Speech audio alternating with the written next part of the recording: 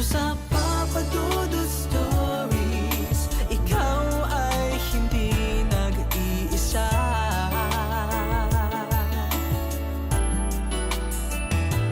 Dito sa Papa Dudut Stories, may nagmamahal sa'yo.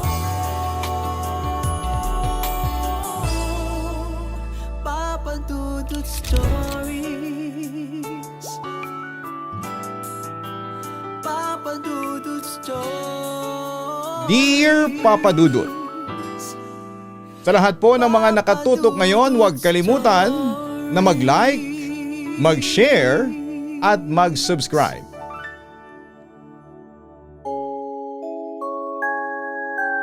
Tawagin niyo na lamang po ako sa pangalang Judah mula sa mababang parang Angono, Rizal. Taong 2024, nag-apply ako sa isang BPO company sa Makati at natanggap ako sa isang non-voice account. Tuwang-tuwa ako kasi malaki ang offer na sahod kahit na baguhan o newbie pa lamang ako sa BPO industry. Bago ko mag-start sa training ay pinasikaso pa muna sa akin ang mga requirements at medical. Then after a week ay start ka na. Papadudot nang naipasa ko na lahat ng requirements na kailangan at yung medical ko. Binigyan ako ng HR ng date and time kung kailan ako magti-training. Excited ako kasi makakatulong ako sa amin financially, kasi makakatulong ako sa amin pati na rin sa partner ko sa pang-araw-araw namin na gastusin. Dumating na yung araw na nag-start na ako. 7 AM dapat ay nasa lobby na ang mga trainee, kaya mas inagahan ko. Nasa lobby na ako ng 6:30 AM at may iba na rin na trainee na naghihintay.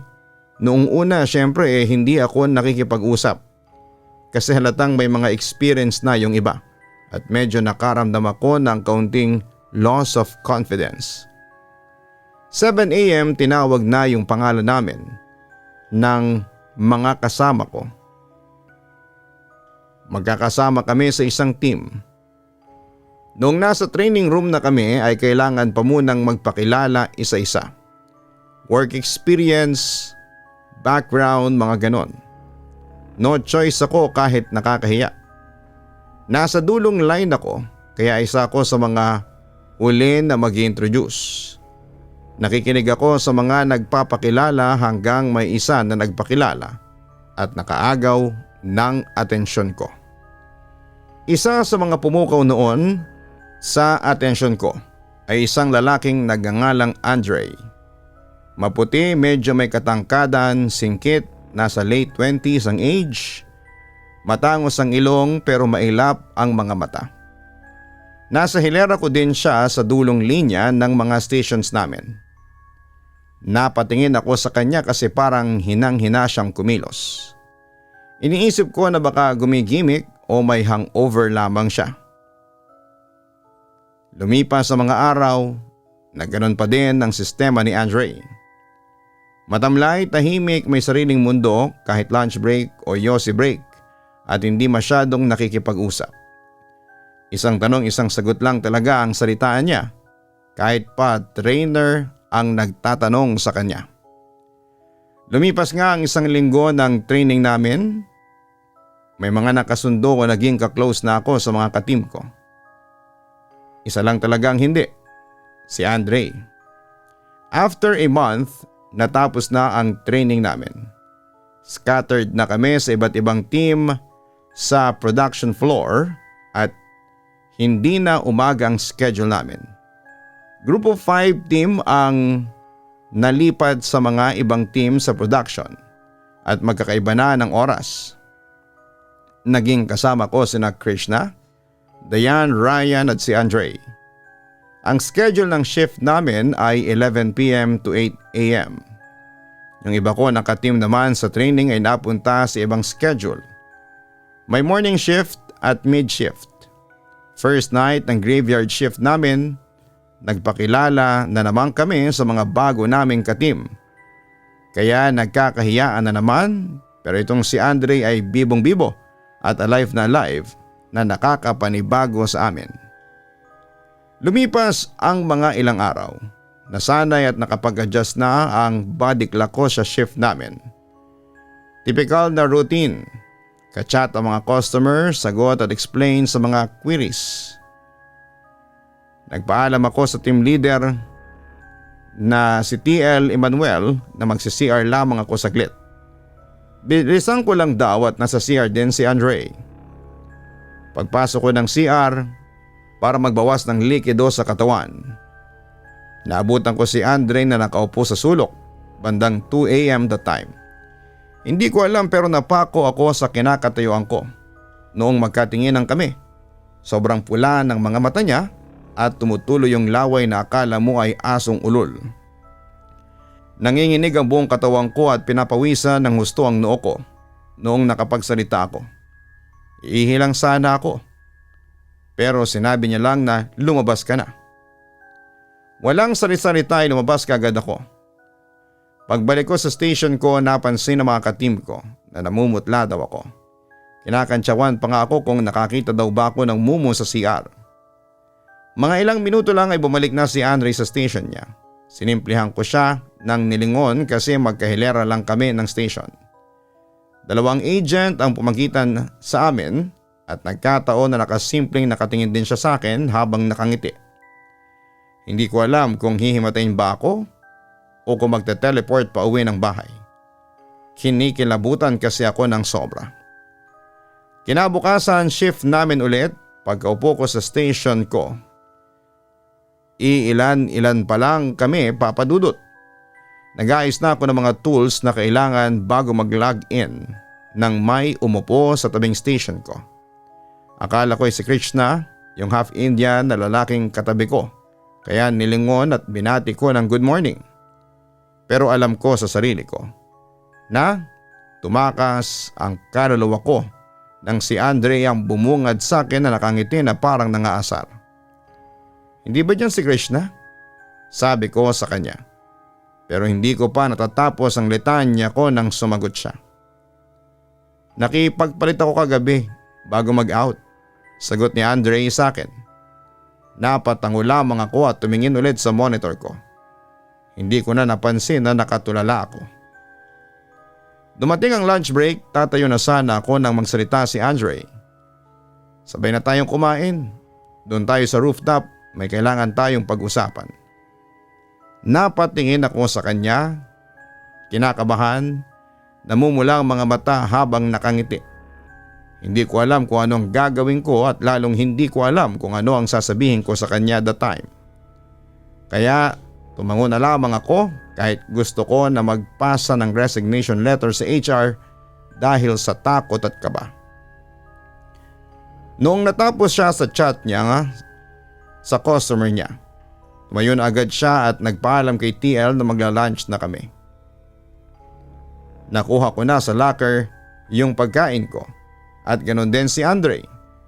Nakapasok na kami sa elevator at walang nagsasalita sa aming dalawa. Nasa roof deck na kaming dalawa at napakaswerte kong nilalang dahil nagkataon na wala kaming makasabay ni agents. Nasa roof deck kakain. Maliwanag naman kahit papaano dahil may mga kaunting ilaw. Umupo kaming dalawa sa may sulok na hindi masyadong hagip ng ilaw. Hindi pa din nawawala ang takot at kaba ko. Binubuksan ko yung baunan ko habang nanginginig ang mga kamay ko ng mga oras na yon. Nakafocus ako sa pagkain ko at wala akong plano na kausapin o tumingin man lang kay Andre. Pero habang humunguya ako ng pagkain ko, napatigil ako nang may biglang tumapad sa mukha ko na hilaw na karne. Gusto mo? Napatingin ako kay Andre na sobrang namumula ang mga mata habang nakangisi. Natulala lamang ako habang palipat-lipat tingin sa kanya. At sa hilaw na karneng hawak niya na nakatapat sa mukha ko. Nanginig ang katawan at kaluluwa ko. Hindi ko alam kung iiling ba ako o tatango na lamang para safe. Gusto ko isatin lang ang mga nakita mo at nalalaman mo. Nakatulala pa din ako sa kanya habang nakatapat pa din sa mukha ko yung hilaw na karne. Ramdam ko na butil-butil pawis ako dahil sa takot. Iniisip ko na kung ano siya. Parang alam ko na. Vampira ka ba? Tanong ko na tinawanan niya lamang na parang naasar. Malay ko ba call center agent ako? Pagkakatanda ko at hindi naman paranormal investigator. Aswang hindi vampira. Seryosong sagot ni Andre. Kinuwento niya sa akin ang totoo. Galing siya sa lahi ng mga aswang at pinanganak daw siya sa sitio Kinao na matatagpuan sa Mascap Rodriguez sa Rizal. Malapit lang daw sila sa Baawan Falls. Hindi sila yung mga aswang na pinasahan lang, kundi lahi na talaga nila. Ako naman ay nginig pa din ang katawan ko pero syempre nakikinig akong mabuti. Para na rin sa kaligtasan ko. Mahirap na. Pagsapit nila ng 18 years old ay may ritual na gagawin hanggang sa maging tradisyon na nila ang ganon. Meron din silang hinahawahan o ginagawang yanggaw kapag trip kanilang gawing tropa o kalahi. Laway at pagkain lang ang puhunan. Kaya pasimple ko nang tinakpan yung pagkain ko. Ayaw ko kayang mahawahan at mas gusto ko pa rin syempreng maging tao. Natapos ang lunch break namin kasi 1 hour lang naman yon. Nakabalik na kami sa stations namin. Ako malakas pa rin ang kabog ng dibdib ko samantalang si Andre ay parang wala lang. Hingi-hingi lang siya ng survey sa mga customer na ka-chat niya. Happy siya, ganon talaga. Ako naman ay tahimik lang kasi iniisip ko ang lunch break na kamuntika na rin akong maging lunch food. Eto na, umaga na at malapit na kami mag-log out at uuwi na. Si Andre lantang gulay na ulit. Dumaan ang mga buwan at medyo naging close ko si Andre. Pero hindi pa din nawawala sa akin yung konting distansya lalo na sa pagkain. Hindi ko naman pinapahalata kasi baka maging food trip niya ako. Minsan naman ay napapatingin ako sa kanya kasi naririnig ko siya na sumisinghot ng malakas. Parang may hinahanap na amoy. Since non-voice account kami medyo petiks lang kasi kahit aswang siya. Maluluma yon sa dami ng mga kachat namin ng mga high blood na customers. Noong tiyempo na umaamoy na naman siya, nakaupo sa swivel pero yung mukha niya ay nakatingala. Napansin niya siguro na nakatingin ako na halatang nagtataka. Siya na mismo ang sumagot sa gusto kong itanong. May buntis dito? Aniya. Nagulat ako at naisip ko na lang na malas ng buntis na yon kung sino man yon. Samantala papadudot minsan isang beses nagla-lunch kami sa roof deck. At doon kumakain pero sobrang maingat ako sa pagkain dahil ayaw ko naman na pumasok ako na tao tapos ay uwi akong aswang. Kaya ako nang nagluluto at nagpe-prepare ng pagkain ko. Sa kabilang banda ay naikwento ni Andre sa akin na mas madami ang aswang sa mga syudad. Partikular daw sa Baclaran at sa Project 8 Quezon City. Pero mga sibilisado raw ang mga yon. Sa kabilang banda may mga aswang sa liblib at delikado at yun daw ang kumakain ng tao. Nakwento rin ni Andre sa akin na 3 silang magkakapatid. Lahat sila ay nandito sa Metro Manila. Siya na call center agent, yung pangalawa na babae ay nurse sa Makati at yung isa ay kuya niya na panganay na nagtatrabaho din sa ospital sa Quezon City. Lahat sila ay nababaan na ng ritual ng lolo nila. Pero hindi sila kumakain ng tao. Karne ng buhay na hayop ang sinanay sa kanila. Eto na. Ilang months na at ang butihing TL namin nakaisip mag-team building. Lahat nag-suggest kung saan maganda. Ako naman ay walang pakinoon kasi gastos lang kasi. Pero kailangan daw naming sumama. Nag-suggest si Andre na sa lugar nila sa Rodriguez may resort yung tito niya. Nasa ibang bansa nagtatrabaho. Pwede kaming makahingi ng discount na malaki. Kaya yung suggestion niya ang napili at para mas safe daw sabi ni TL kasi lugar nila Andre ang venue. Nanlaki nga ang mga mata ko nang sabihing safe yon kung alam lang nila. Napapailing na lamang ako noon sa sarili ko. Pero mukhang napansin yata ako ni Andre kaya kinalabit niya ako sa likuran ko. Tapos ay nilingon ko siya at natawa na lamang. Anyway, natuloy naman ang outing na yon at sa awa ng Diyos ay wala namang nangyaring masama sa amin.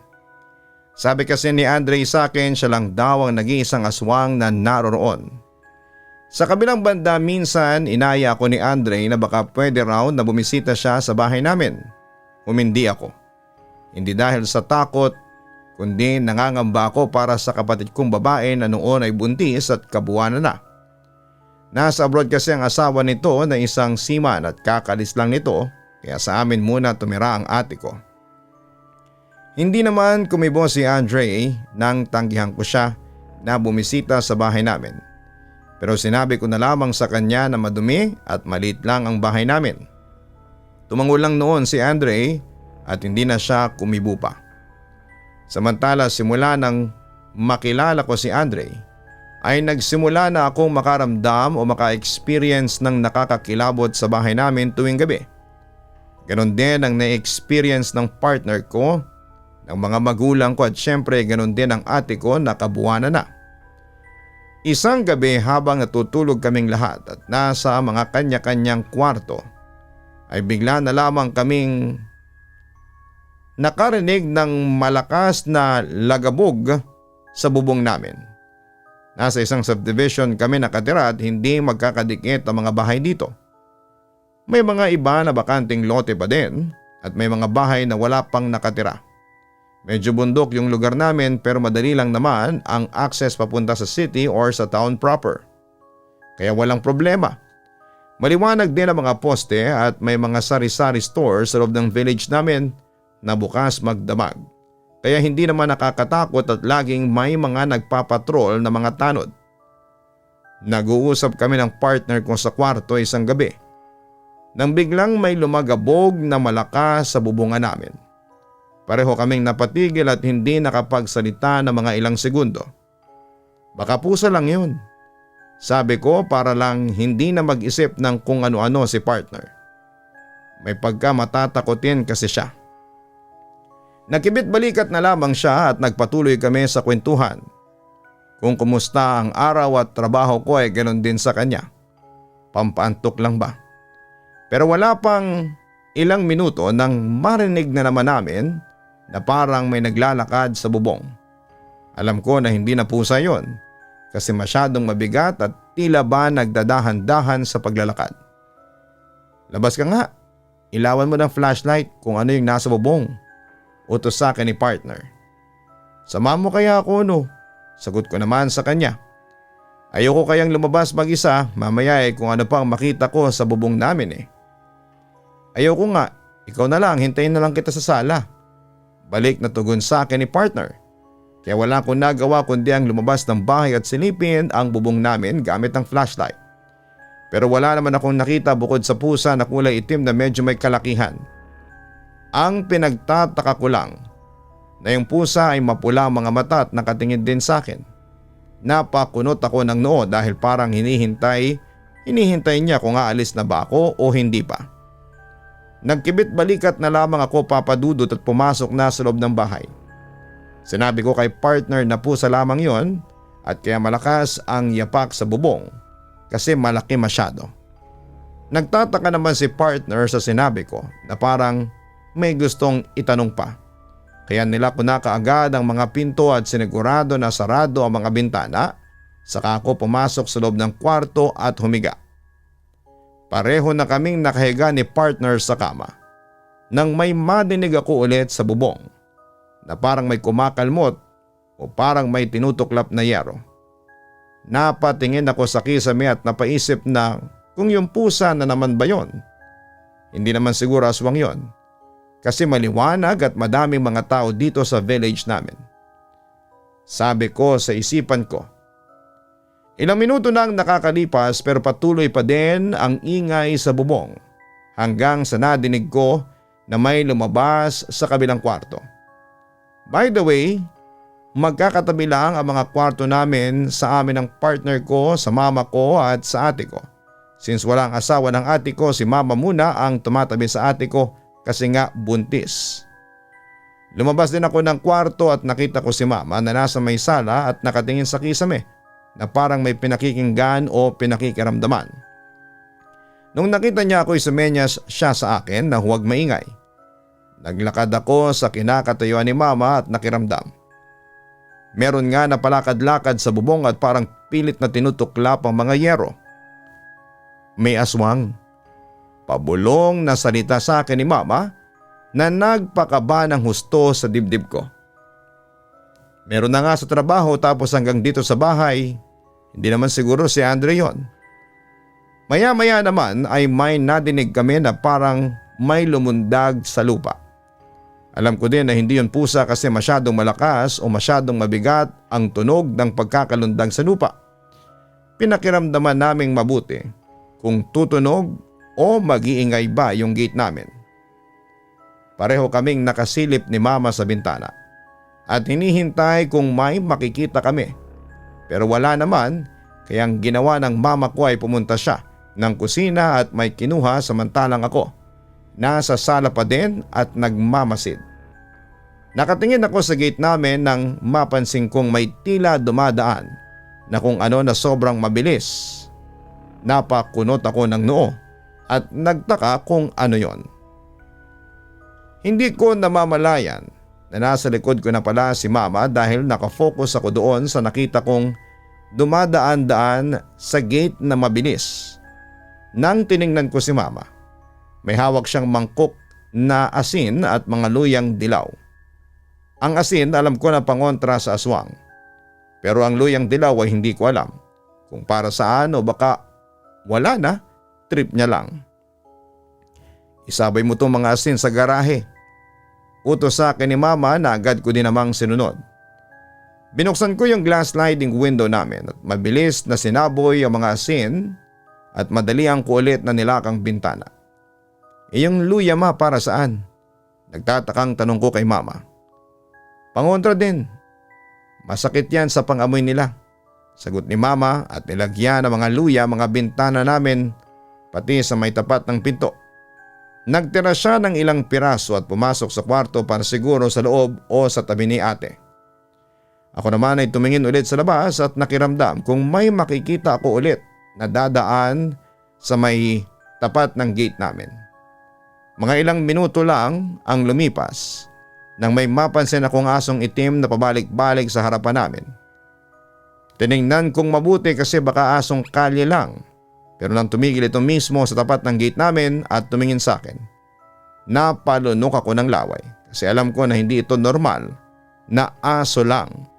Pumasok agad ako sa kwarto ng namumutla. Malakas ang kabog ng dibdib at humiga sa kama. Hindi pa din nawawala ang kaba ko nang bigla na namang may kumalabog sa bubong namin. Nagtagal ito ng mga ilang oras at ganun din ako. Hindi ako nakatulog hanggat hindi nawawala ang ingay sa bubungan. Nakahinga lamang ako ng maluwag nang wala nang palakad-lakad sa bubong namin. Kinabukasan may pasok na naman ako at dahil nga sa puyat ay wala akong energy buong magdamag. Pagpasok ko pa lamang sa opisina ay nakita ko ng kagad si Andre na nakatingin sa akin na magkasalubong ang mga kilay. Hindi ko na lang siya pinansin at umupo na kaagad ako sa station ko. Nag-ayos na ako ng mga tools na may kumalabit sa balikat ko. Alam ko na si Andre yon kaya hindi ko siya nilingon. Bakit? Walang ka-energy na tanong ko. May kakilala ka pa bang ibang aswang bukod sa akin? Mahinang tanong ni Andre na pinagtaka ko. Tumigil ako sa pagsiset-up ng mga tools ko at tumingin kay Andre. Inisip kong mabuti kung meron pa ba pero wala. At wala akong balak na magkaroon pa ng ibang kakilalang aswang. Umiling ako sa tanong niya at nakita ko na tila ba nag-iisip siya ng malalim. May buntis sa inyo di ba? Tanong niya sa akin pero mas lamang na sigurado siya sa tanong niya. Si ate, sagot ko naman sa kanya. Alam mo ba na bukod sa naaamoy ko na may nakakasama kang buntis, may naaamoy din ako sa iyo na aswang? Tanong ulit ni Andre sa akin.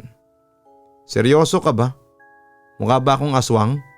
Balik tanong ko kay Andre. Loko ang ibig kong sabihin. May umaaligid na aswang sa inyo. Sagot ni Andre na pinagtaka ko at hindi ko naman binanggit yung nangyari sa amin sa bahay. Parang nga eh. Pero nung sumilip ako sa bubong, pusa lang ang nakita ko na itim na nakatingin lang din sa akin. Tapos aso na itim naman sa tapat ng gate namin. Litanya ko sa kanya. Sumilip ka sa bubong nyo? Anong dala mo? Tanong ulit ni Andre na parang naiirita sa akin.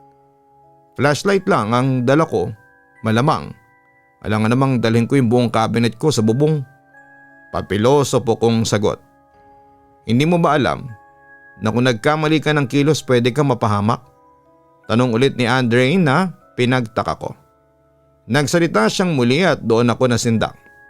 Mula ulo hanggang paa ang pagkasinda ko ng mga sandaling yon. Hindi simpleng aswang yung pusa na nakita mo. At yung pinaalis mo siya o pinakialaman, atakihin ka niya ora mismo. Seryosong sagot ni Andre. Napaisip ako. Kaya siguro yung pusang itim ay parang naghihintay kung ano yung susunod na gagawin ko. Kaya din siguro titig na titig siya sa akin. Napakurap-kurap lang ako kay Andre at hindi makapaniwala. Kung binugaw ko pala yung pusa na nakatambay sa bubong namin, baka pinagpipiestahan ako ng mga aswang na yon. Natapos ang araw na yon at nag-file ako ng 1-day emergency leave para makapagpahinga ng mabuti. Pakiramdam ko kasi noon, Papa Dudut, magkakasakit ako kapag hindi ako nakabawi ng lakas. Pauwi na ako nang makita ko si Andre na nag-aabang sa may lobby ng building. Nung makita niya ako agad siyang lumapit sa akin at halatang naiinip na dahil nakasimangot. Nag-emergency leave din ako, pero sa inyo ako makikitulog para sabay na rin tayong papasok sa office. Bungad sa akin ni Andre na nagpakunot sa noo ko. At anong gagawin mo sa bahay, Aber? Tanong ko naman sa kanya. Ayaw mo bang mawala yung aswang na umaalagid sa bahay niyo? Nakangising tanong niya sa akin. Mawala? Takang tanong ko. Malalaman mo din kung bakit. Ano, tara na. Yakag ni Andre sa akin. Napasunod na lamang ako sa paglalakad sa kanya palabas ng lobby at nagkibit balikat na lang. Isa lang talaga ang inaalala ko. Buntis ang ate ko at aswang tong kasama ko. Nasa biyahe na kami ni Andre at motor niya ang gamit namin pauwi sa bahay. Ako kasi commute lang palagi. Ang bilis magpatakbo at parang nakikipagkarera lang kaya nakakaasar. Hindi ko lang masapo kasi baka gawin akong ulam nang wala sa oras. Nang makarating kami sa bahay, gising na silang lahat at pinakilala ko si Andre. Si Andre, kawork ko po.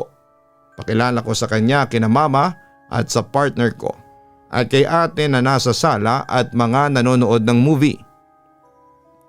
Mama ko, partner ko at si ate. Pakilala ko naman sa kanila at tinuturo sila isa-isa. Binati rin naman sila ni Andre at nagpaalam na makikipag-sleep over siya sa bahay na masaya namang pinayagan ni mama. Bihira lang kasi akong magdala ng mga kaibigan sa bahay. Dahil panggabi kami. Umaga na kaming nakarating sa bahay. Bandang 9:30 to 10 a.m. ang ginawa namin ay kumain kaming dalawa at dahil na din sa ipinaghain kami nila mama ng pagkain. Itong si Andre hindi mapakali dahil sinangag, itlog na sunny side up, sausage at corned beef ang pagkain na nakahain at hot choco. Alam ko naman ang dahilan kung bakit hindi mapakali yung kasama ko. At swerte niya dahil iniwanan na nila kaming dalawa ni Andre sa kusina para kumain. Mag-choco ka na lang, walang hilaw dito. Mahinang sabi ko sa kanya. Nagkibit balikat na lang si Andre at tumingin sa akin. Alam mo ba? Kaya kong legaligin yung pamangkin mo sa tiyan ng ate mo. Tanong niya sa akin. Paano? Takang tanong ko naman. May koneksyon lang na kailangang gawin para sa sanggol at sa aming mga aswang. Mararamdaman din nila na masamang intensyon ng isang nilalang na nasa harapan o paligid nila. Kaya sumasakit ang tiyan ng mga buntis dahil nagliligalig ang sanggol. Mahabang paliwanag ni Andre. Patango-tango lang ako. Kaya pala na mga panahon na yun ay madami akong naririnig na mga balita na sumasakit ang mga tiyan ng mga buntis kapag inaaswang sila. Natapos kaming kumain ni Andre at nakinuod na din kami sa sala kasama sina mama, si partner at ate ko. Si Andre naman ay nanonood din pero napapansin ko yung paminsan-minsan niyang pagsinghot. Napapansin ko din na patingin-tingin siya sa mga bintana at sa pintuan ng main entrance namin sa bahay. Problema mo? Pasimpleng tanong ko kay Andre. Mataas na lahi ng aswang yung umaaligid dito sa bahay niyo. Mahinang sagot niya sa akin. Napakunot ako ng noo. Ano daw? Hindi ko na-gets. Tara, yosi muna tayo sa labas. Yakag ni Andre sa akin kaya nagpaalam ako kina partner na magyoyosi lamang kaming dalawa sa garahe. Nasa labas na kaming dalawa. Ako ang nagsindi ng yosi, siya naman ay hindi. Iba-ibang antas naming mga aswang. May ordinaryong aswang, may liblib na aswang, hanging aswang, aswang gubat, manananggal, tik-tik, busaw at madami pa. Tuloy na paliwanag ni Andre. Ako naman nakikinig lang sa kanya ng mabuti habang patuloy sa pagyoyosi. Isa sa mga delikadong lahi yung umaaligid dito sa bahay niyo. Napatingin lamang ako sa kanya at nagtataka kung paano niya nalaman yon. Yung bakas ng amoy na naiwan. Patuloy ni Andre. Siguro naisip niya din yung tanong sa isipan ko. Paano yan? Tanong ko habang nagsisimula na naman ang kaba. Mamaya ako ang bahala. Simpleng sagot lang ni Andre sa akin. Dumating ang 7 p.m. at naghahanda na ng hapunan sina mama para sabay-sabay kaming kakain. Usual na ginagawa sa pagkainan. Kwentuhan, tawanan at kung ano-ano pa. Matapos kumain at magligpit ay nanood kami saglit ng TV o movie. Bandang alas 11 ng gabi nang pumasok na kami sa aming kwarto. Since 3 lang ang kwarto sa bahay, si Andre ay sa kwarto namin matutulog. May foam siya sa ibaba pero hindi naman mainit dahil naka-aircon lahat ng mga kwarto namin. Nakahiga na kami at si partner ay magsisimula ng managinip nang mapatingin ako sa baba ng kama. Ano yung pinapahid mo? Takang tanong ko kay Andre. Basta, simpleng sagot niya sa akin at nagpatuloy siya sa paglalagay ng langis sa buo niyang katawan. Dumating ang 1:00 at gising pa kami ni Andre pero ako ay nagpipilit na para makatulog. Samantalang siya naman ay nadidinig ko na pabaling-baling sa higaan na parang hindi mapakali. Walang ano-ano ay may parang nahulog sa bubong namin na napakabigat na bagay na kinabalikwas ko sa higaan. Napatingin ako kay Andre ng oras na yon at nakatingin sa kisame na parang nakikiramdam. Hindi ako gumalaw o kumilos dahil bigla akong kinabahan. Andiyan na siya. Mahinang sabi ni Andre sa akin. Tumayo si Andre at dahan-dahang lumabas ng kwarto kaya sumunod din ako sa kanya. Hindi ko alam kung bakit nagtitiwala ako sa kanya pero malakas ang kutob ko na mas mabuti nang magtiwala sa kanya kesa sa nilalang na nasa bubong namin. Nasa sala na kami ni Andre nang bigla naming marinig si ate na dumadaing dahil masakit ang tiyan. Lumabas din ng kwarto si mama na parang natataranta at dumiretso ng kusina at kumuha ng luyang dilaw. Pabalik na ulit siya ng kwarto nang tumigil siya sa harapan namin ni Andre at nagsalita. May aswang sa bubong, tarantang sabi nito sa amin. Kami na pong bahala tita. Pasok na po kayo sa kwarto at bantayan si ate. Paniniguradong sagot naman ni Andre. Nakapasok na si mama at yung partner ko naman ay doon din sa kwarto ni ate nakitulog para 3 sila. Nakapatay ang lahat ng ilaw sa buong bahay habang nakikiramdam. Maya-maya ay nagsalita si Andre ng pabulong sa akin. Kailangan din niya malaman na may kalahi siya dito sa loob ng bahay niyo. Dahil pag naamoy niya ako dito ay susugod at susugod ang mga kamag-anak niya dito. Napalanok ako ng laway sa sinabi ni Andre. Wala akong balak na maging putahin ng mga aswang. Dami ko pa kayang mga pangarap sa buhay. Paano gagawin natin? Kinakabahang tanong ko. Kailangan mo magawa yung mga sasabihin ko sa iyo. Sagot ni Andre habang nakatingin sa labas ng bahay. Nakatingin pa din ako kay Andre at naghihintay ng susunod niyang sasabihin. Nang bigla kami makarinig ng parang may tumalon sa lupa sa gilid ng aming bahay. Sumenya si Andre sa akin na huwag mag-iingay. Kailangan mong maisaboy itong nasa loob ng bote sa labas ng bahay niyo. Mahinang salita ni Andre sabay pakita ng botelya na nasa kamay niya. Napansin ko na nagpapantal-pantal ng husto ang mga kamay niya at sobrang kumukulo ang parang langis na nakalagay sa bote. Para saan yan? Pabulong na tanong ko. Gawin mo na lang. Tipid na sagot ni Andre. Kaya kinuha ko yung bote na hawak niya at bago ko makalabas ng pinto ay tumingin ulit ako sa kanya na nagdadalawang isip. Mahirap naman na lapain ako bigla ng nasa bubong o ng nasa labas ng bahay namin. Dahan-dahan akong lumabas ng gate pero pakiramdam ko ay sobrang init. Hindi dahil sa panahon. Kakaiba yung pakiramdam. Nasa may tapat na ako ng bubong namin at binuksan ko na yung bote na ibinigay ni Andre at isinaboy ko sa bubungan at sa gilid ng bahay namin.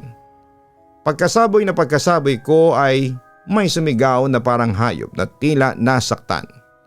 Tatakbo na sana ako nang may pusang itim na biglang lumitaw sa gilid ng bahay namin kung saan ako nagsaboy ng bigay ni Andre. Sigurado ako na eto din yung pusa na nakita ko noong nakaraan. Ang pinagkaiba nga lang halatang galit at akmang pasugod na siya sa akin. Kaya binato ko yung hawak kong bote sa kanya at nakita ko kung paanong magkikisay sa lupa ang pusa. Kaya agad-agad akong tumakbo papasok ng bahay. Pero lumingon ulit ako sa pusa bago ko tuluyang pumasok ng gate. Laking gulat ko dahil babaeng walang damit ang nakita ko na sobrang itim at nangingintabang katawan na nakatalikod sa akin ang nakita ko. Mahaba ang buhok ng babae na parang kinoryente dahil nakataas ang kanyang mga buhok na parang may mga sariling buhay at yung kanyang mga kamay ay nakataas. Pumasok agad ako sa loob ng bahay na sobrang lakas ng tibok ng puso. Konting-konti na lang at tatakihin na talaga ako sa takot. Pagkalak ng pinto ay nagstay pa kami ng mga ilang minuto ni Andre sa sala at nakikiramdam. Nung nawala na yung nag-iingay sa bubong, o nung alam na namin na wala na yung aswang na umaaligid sa bahay ay pumasok na kami ulit sa kwarto at humiga. Hindi na yung babalik dahil alam niyang may malakas kayong pangontra. At kung nagtataka ka kung bakit ako nagpahid ng langis kanina, para hindi niya ako maamoy na nasa loob ng bahay niyo. Mahinang paliwanag ni Andre.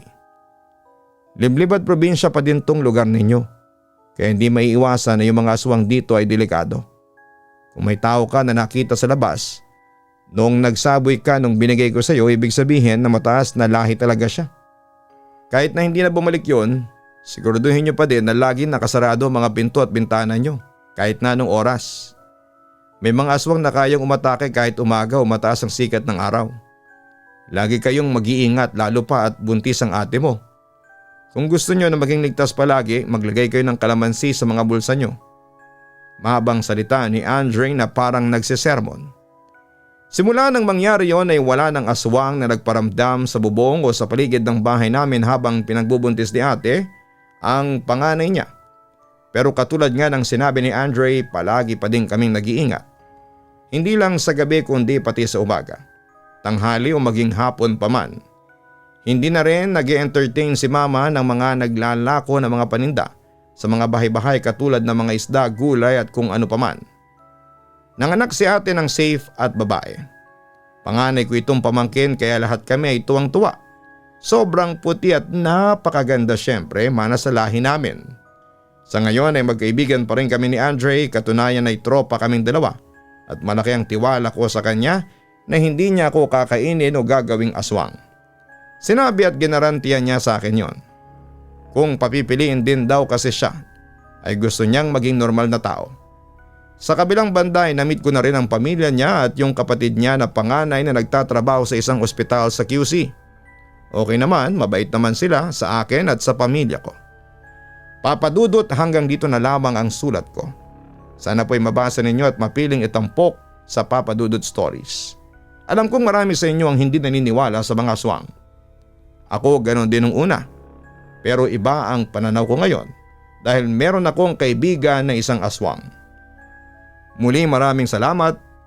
Magandang araw po sa inyong lahat. Lubos na gumagalang, Judah. Maraming salamat Judah sa pag-share mo ng iyong kwento sa amin tungkol sa aswang. Maswerte ka't nakatagpo ka ng mabait na aswang. Pero kung totoo man ito, mainam pa rin na umiwas tayo sa kanila dahil hindi mo masasabi kung ano ang kanilang iniisip o hinahanap. Kumakain sila ng tao kahit kaibigan mo siya ay hindi pa rin may tatanggi na nasa food list ang isang taong katulad mo.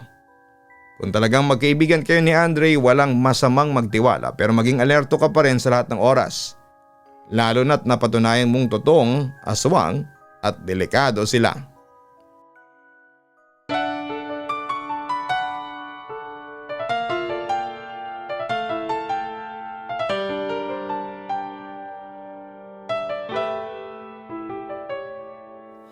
Ang buhay ay mahiwaga, laging may lungkot at saya. Sa Papa Dudut Stories, laging may karamay ka.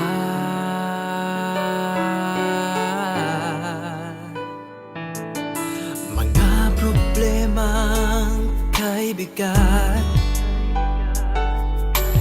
dito ay pakikinggan ka. Sa Papa Dudut Stories, kami ay iyong kasama. Dito sa Papa Dudut Stories, ikaw ay hindi nag-iisa.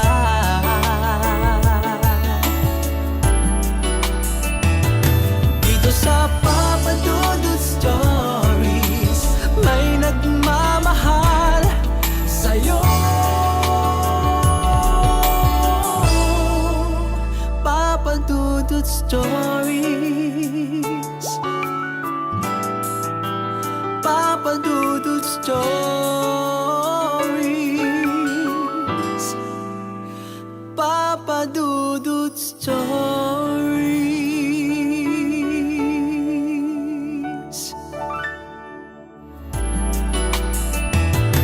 Dito sa Papa Dudut Stories, may nagmamahal sa'yo. Papa Dudut Stories,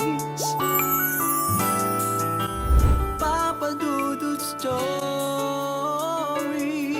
Hello mga ka-online, si Papa Dudut po ito.